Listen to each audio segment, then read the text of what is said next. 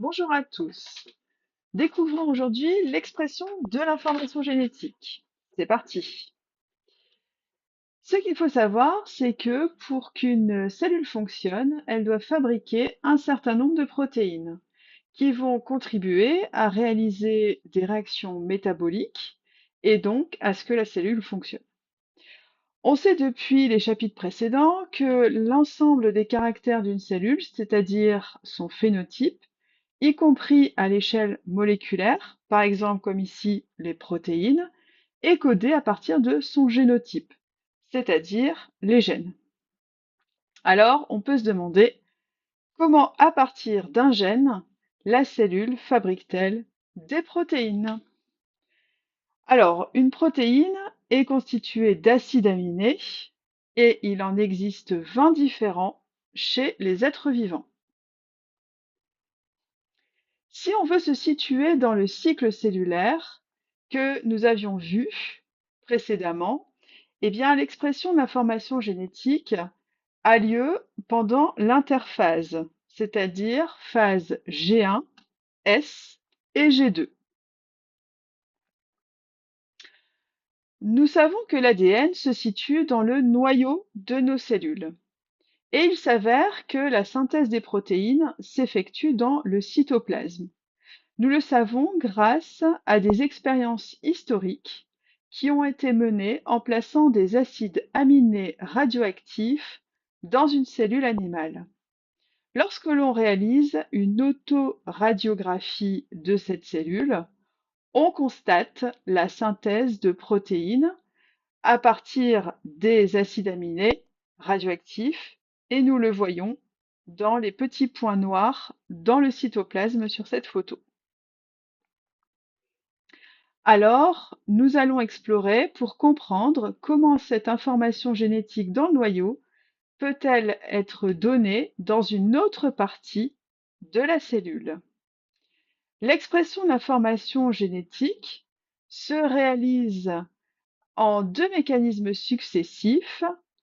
D'abord la transcription, puis ensuite la traduction dans le cytoplasme.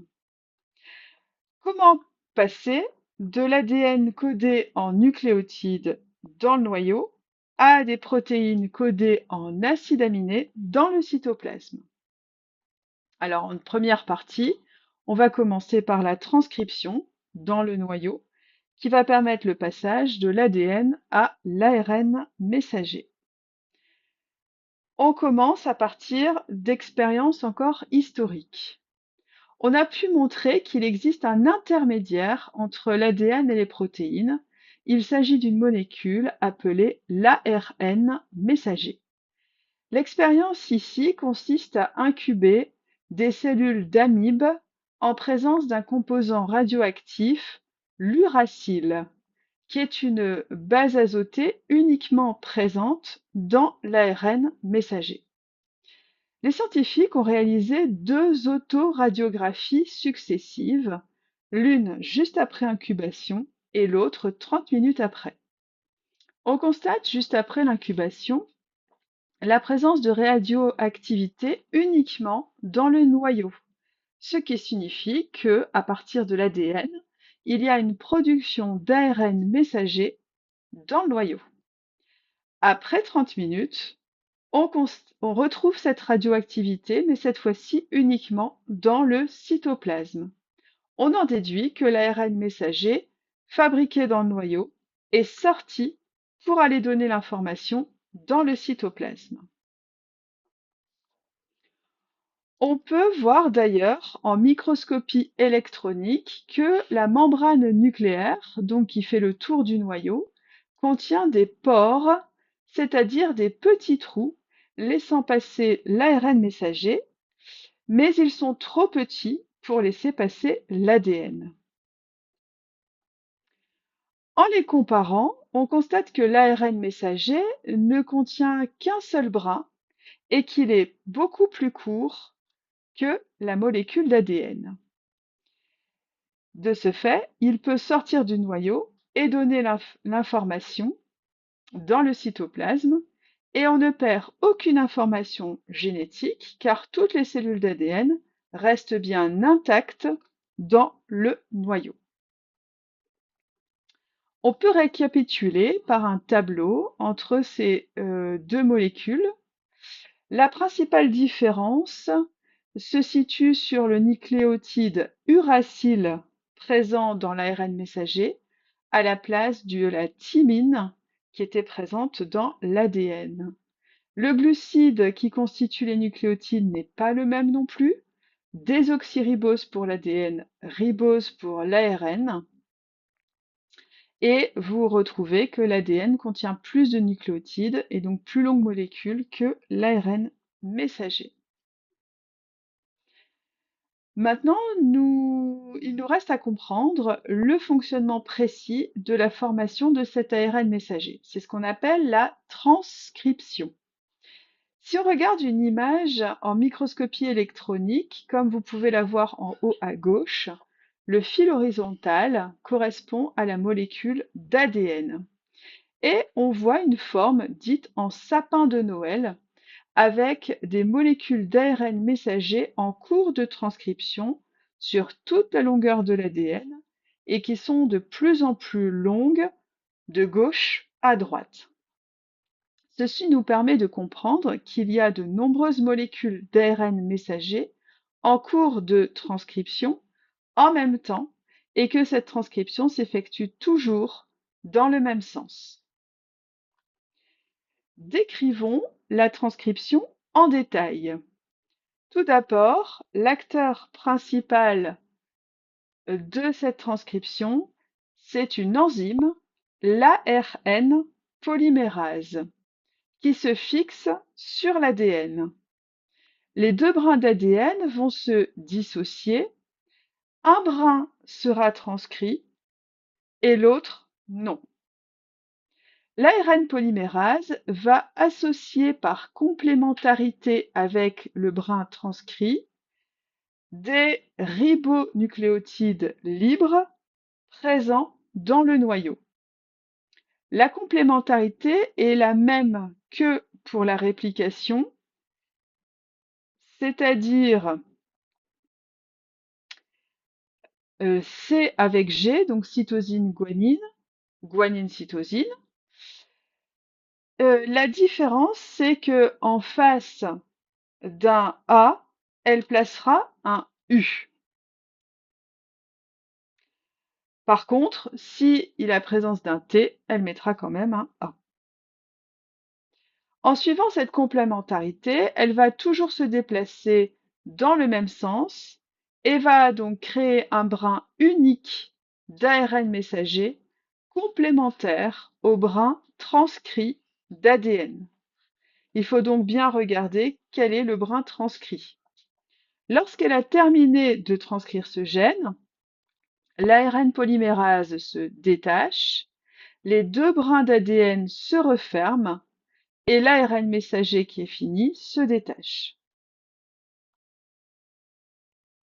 On obtient alors un ARN dit pré-messager qui ensuite subira une maturation dans le noyau pour devenir réellement l'ARN messager. Cet ARN messager sort par les pores nucléaires vers le cytoplasme. On retient donc que la séquence des nucléotides d'une molécule d'ADN représente une information qu'on appelle le gène.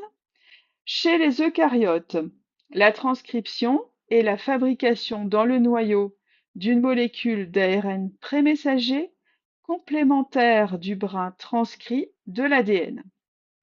Cet ARN prémessager subit ensuite une maturation et devient l'ARN messager. Ce n'est pas fini. Continuons. Maintenant qu'on a vu la transcription, eh bien, nous allons passer à la deuxième étape, la traduction. On va donc passer de l'ARN messager à la protéine. Elle consiste donc à un décodage entre l'ARN messager qui est codé en ribonucléotides, AUCG, à un codage en acides aminés dans les protéines. Pour cela, il existe le code génétique qui peut se présenter sous forme d'un tableau, comme ici, ou sous forme circulaire.